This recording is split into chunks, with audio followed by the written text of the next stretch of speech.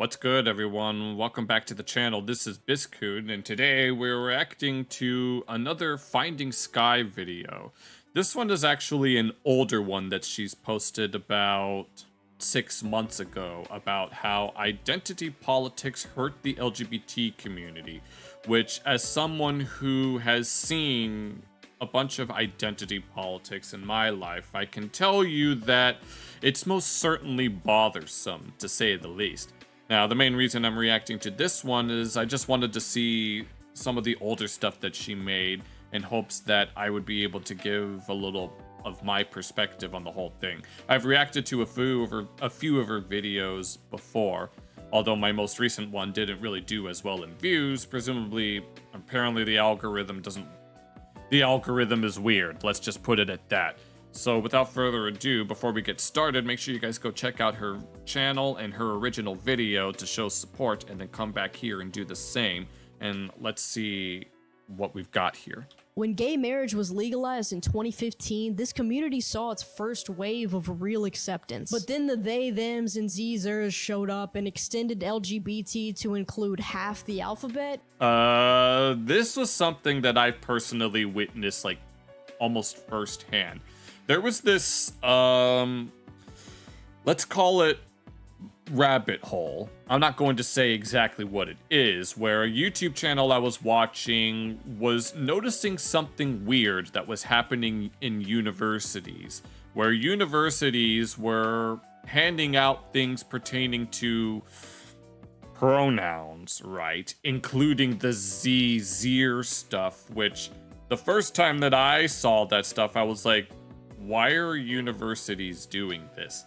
And this actually reminds me of an old Shoe on Head video that she made way back then, where she was watching a video about some girls discussing things like being quote-unquote demi-gendered or demisexual, and Shoe on Head was very confused by all of this stuff. Long story short, Shoe on Head would not be allowed in a DDR tournament that features quote-unquote gender minorities, but that's besides the point. But yeah, I've noticed quite a bit of this stuff in my life, and it honestly bothers me, at least to a certain extent. And it kinda messed things up for our reputation. Instead of sexuality being one small trivial aspect of our character, people started to make it their entire personality. Yeah, I've noticed this before. I mean, technically, this is the kind of stuff that you would find on a Seth MacFarlane show, where you'll have characters like Jasper and Bruce, who are literally, well, Jasper specifically, who is literally about as stereotypical of a gay guy as can possibly be, and that's literally his whole personality. When I was in high school, a girl called me a faggot and then proceeded to ask why I chose to be gay. But just 4 years.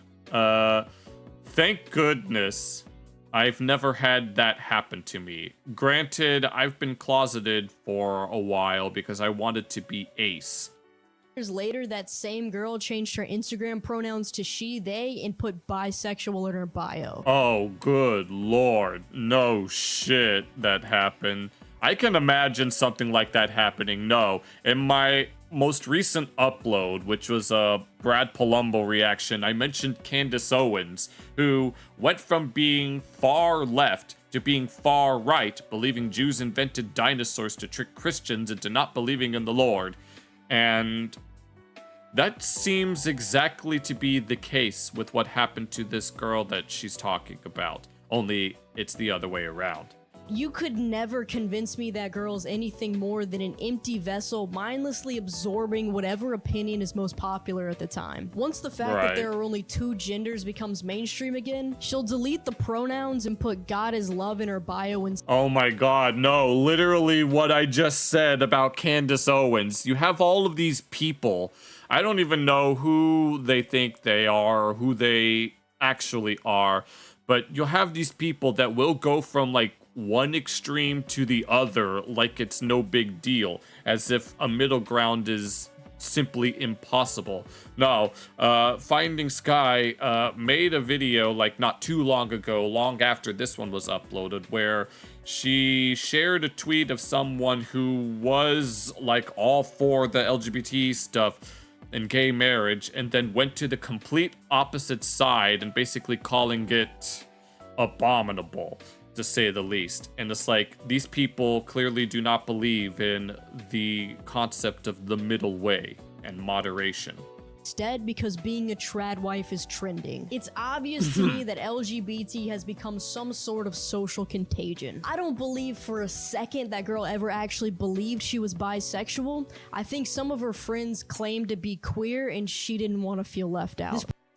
So basically like societal pressure, or even like just hazing.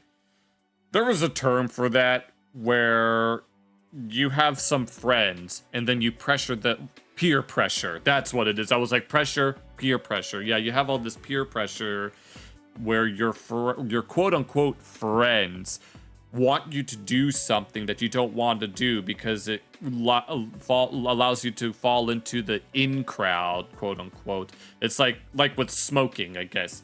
People will start smoking because they think it's cool, even though they may or may not even know that it's not very good for you. Process likely repeated itself with every new person that got added to their friend group. Either be gay like the rest of us, or at the very least conform to all of our ideologies. Failure to comply meant exclusion from the group, and as social creatures, exclusion is our biggest fear. You have these concepts like DEI that are supposed to be where the I stands for inclusion. But if you don't believe exactly the way they do, they will exclude you, which is precisely what happened to me not too long ago when I tried to enter a very particular DDR tournament, and they excluded me because of the way I choose to express my feelings. Knowing that makes it really easy to see how groupthink develops into millions of people all believing the same lie. Somehow the alphabet soup community got wrapped up in politics. The alphabet soup community, pretty much how one could describe it. Personally, I like to call it the lettuce, gay, bacon, and tomato community because that's what Riley Freeman called it in that in the final episode of the season of the Boondocks that we don't like to talk about. And it's never been the same since. It's impossible to escape the instantaneous judgments made about me when my sexuality is recognized. There's an immediate perception that I'm illogical, easily offended, and looking for a reason to call you a homophobe. I can imagine that's probably how some other people that I know in real life might feel. I might tell them a certain facet about how I feel regarding the community, and they might think that I'm self-hating or something. I haven't really talked to any of them about what happened with me.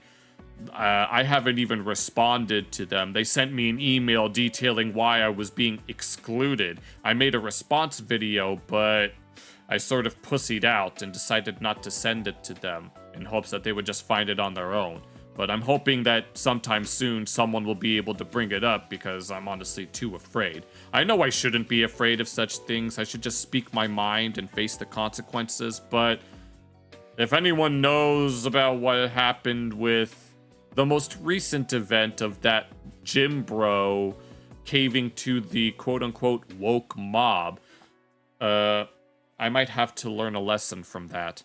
We're no longer seeing people as individuals with unique ideas and varying opinions, but instead putting them into a box based on their assumed political beliefs. If you're a gay vegan, you're immediately labeled as woke, which is hilariously true a lot of the time. I can imagine. Oh, Lord. Am I gonna have to make a video about that vegan teacher? I really don't want to. At least not right now. Can we stop pretending like every person is a carbon copy of the next one? There's unlimited variation in the human condition, and not everyone can be shoved into the same cardboard box. When you fail to see someone as a human being rather than a political idea, it's immediately dehumanizing and leaves us unable to connect. In 2019, my senior year of high school, my photo didn't get put in the yearbook because I refused to wear a woman's drape. A what? A woman's drape? What does that even mean? Aren't drapes something that you put on windows for which some people would call curtains. Let me add context. There were 2 tops that the graduating class could wear. A V-neck drape with a pearl necklace for so the graduation gown, cap and gown, is that what she's talking about? the girls, and a tux with a tie for the boys. Oh, it's something different. Okay, so she didn't want to conform to the standard uniform? You know damn well you're not about to catch me clutching some girly-ass pearls. So I went to the... I don't know. I mean, Gangstalicious wanted to bring pearls in as part of his little fashion line. And so much so that even Thugnificent and the Lethal Interjection crew, even after they found out that Gangstalicious was gay, they still wanted to keep the pearls because the pearls were kind of fly. Principal's office and respectfully asked for permission to wear the tux for my photos. He laughed at me and said, absolutely not. In 2019, I shrugged it off, but in 2024... Oh, no shit. No, in the modern day, that person would be fired. That's a lawsuit. Yep, exactly. That's how much things can change in just 5 years. Now that same school openly allows boys to have long hair and wear skirts, something that one of the guys I went to school with was removed from class and suspended for. Well then, how the times have changed, right? Nowadays, you're praised for doing something like that, but back then, or at least way back then, it was, like, very much frowned upon. Like, if anyone has ever seen the King of the Hill episode where Bill kind of snaps and turns himself into his ex-wife Lenore, and he went to that one house party, it was at the Christmas house party, I think it was, where people were making comments about Bill being in drag, where one of the guys said, "This isn't the Democratic National Convention." When the social pressure was applied, they folded like lawn chairs. None of them did it because they wanted to. They did it because they felt like they had to. Now they're being Right, being forced to bend to someone else's whim because you're afraid of losing your job. No, that's something that's been happening with the quote-unquote woke crowd. And I don't like using the term woke, and this is something that I will reiterate, is that if you dared to misgender someone, you would be canceled by Twitter and all these other sites, and you would be at risk of losing your entire career. But nowadays, you can say whatever the hell you want and nobody can do anything about it. I mean, I just referenced that one guy, that one gym bro that wanted to honor Hulk Hogan, and he ended up caving to the crowd, which is a big no-no nowadays. Publicly praised for being an accepting and non-discriminatory school, but I know the truth. This story... Right. It's like, you'll have these companies that say they care about DEI, but they're only doing it just so that they don't piss off the wrong people, because then they'll lose all their business. But now, since it's no longer it's no longer the in crowd, it's no longer hip, partially because of the change in administration, but it's also because the consumer base just doesn't like that stuff. Be it they don't like it anymore, or maybe they never liked it, and things are changing as of recent. Has a very important message. People will conform even if it doesn't align with their personal beliefs, if it means acceptance. You might think you're successfully spreading your ideas when you see companies putting up pride flags and schools changing their rules to conform to new gender ideas, but none of it is genuine. You haven't seen... Right. You see, the problem that people have with these types of things is not the fact that you have people that feel this way about themselves, that have these like unconventional like identities and sexualities and stuff. It's the fact that these things are being forced down the throats of like consumers and the public, even when there are a lot of people that don't really want anything to do with that stuff. It's not that they necessarily have a problem with that stuff. It's that when it's forced upon and it's just a form of pandering and it doesn't help the community at all, it just makes us look selfish.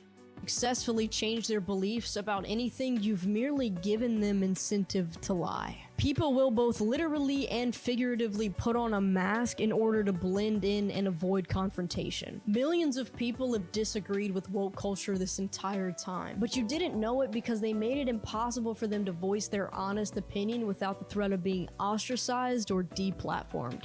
Or canceled, basically. That's why they call it cancel culture. Cancel culture has been a huge problem for like a long time, and this was especially true before Elon Musk bought Twitter, but I'm not going to get into that. But behind closed doors, in the privacy of the voting booths, the truth is revealed. You can't force people to believe in something they don't want to believe in, and trying to only incentivizes them to play pretend. You're surrounded by wolves in sheep's clothing, and you did it to yourself by weaponizing cancel culture. This past election should have shown you that people will nod their head in agreement and then turn their back on you the second you look away. You can't blame— Right, ever since the election happened, you have all these companies that decided that Pride Month isn't really worth it anymore. And this is something that I, as a gay person, don't really have a problem with. I never cared about Pride Month, in all honesty. And this is something that I mentioned in my reaction to Sky's Pride Month video. Them for their dishonesty when you failed to give them any other choice. Nobody wants to be labeled as a homophobic racist or lose their job for being politically incorrect. If you wanted honesty, then you should have given them the opportunity to speak it without the threat of public humiliation. Wokeness ruined LGBT the day it became so focused on minorities that it forgot about the masses. Yeah, and this is embodied with that version of the pride flag, with the black, brown, white, pink, cyan chevron on the side plastered over the rainbow flag. That flag is the embodiment of not only quote-unquote woke culture, but DEI in general. They tried to make minorities so inclusive that, yeah, they lump all of these minority groups into one category as if they're all one homogenous group, even though just because you're black, it doesn't mean you're gay, and just because you're trans, it doesn't mean you're Mexican. A lot of these are mutually exclusive. Ethnicity and sexuality are two different things, and then there's the whole debate regarding gender dysphoria, but that's a whole other topic. All right, I think that's it for that. I just wanted to get this out because I couldn't find anything else I wanted to react to, but this is my channel and I decide what I wanted to react to. Hopefully I'll be able to start streaming soon, and then we'll be able to look at a whole bunch of other stuff at once. But for now, I'm just keeping it short and simple. But thank you guys for watching this. Make sure you guys have checked out the original video, and leave a like, comment, share, subscribe, and all that, and I'll see you in the next video.